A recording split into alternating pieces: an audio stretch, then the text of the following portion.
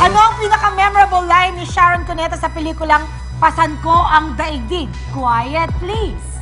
Ang ka-eksena ni Sharon Jan Jom, si Loretta Marquez. Andun natatandaan mo yung eksena sa, payatot? Payatas. Doon kinunan yan. Ano yung memorable na linya? Kung saan at kailan, magsabi ka lang, hindi kita uurungan. Sabi ni Sharon. Sharon, kay nanay niya. Sa nanay niya? Loretta Marquez. So nag-aaway sila? Oo, nag-aaway. Hinamon yung nanay niya eh. Okay. Bubay! Yes, nako. Kakapanood ko lang yan recently, Pasan Ko Ang Daigdig, at hindi totoo yung sinasabi ni Brad Pitt dahil ginawa yan, setting yan dun sa loob ng bahay. Kasama niya dyan si Loretta. Ayun. Pero hindi niya nanay, amo niya dun si Loretta. At close up yun, umiiyak siya habang binibitaw yung linya. Ano yung linya Ang na linya niya pinaka-memorable?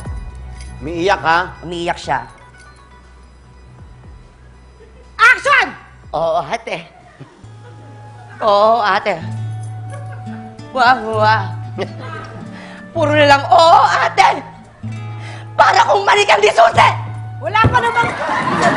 Yan. Sabihin mo kasi kung hihimatayin ka. Kasi naimatay siya doon. Oo, naimatay siya doon. Ibig sabihin, ate niya yung kausap niya. Oo, pero amo niya doon si Loretta. Kasi hindi, ang pangit kasi pag pinanood mo sa pelikula, oo, amo. Puro na lang, oo, amo. Ate ang tawag niya doon. Ate, tawag niya sa amin na! Puti na lang. Parang naiiyak ka, hindi ka nasalo eh. May tama sa Sabihin mo kasi kung hihimatay ka, ulit. Hindi ka nasalo tuloy. Himatay ka nga. Oo, ate. Dito. Alam mo, mas maganda nga kung pinatulo mo yung luha mo. Baka naman kaya niyang patuluin, bigyan natin siya ng chance. Quiet, please. Alam mo, nahirapan ka umiyak eh. Ito lang, isa lang. Ito lang. Sige. Ha? Yeah. Sige, asan na yung luha? Ayan, Nasaan na yung luha? Dialogue. Oo, ate. Asan na yung luha? Oo, ate. Para kung manikang di susi. May luha. May luha. O, may luha. May luha. May luha kasi ang sakit. Ang galing! Ang sakit. Pinila ko eh. Ang sakit. Saan ka naiyak? Dun sa ano. Ayun, yan.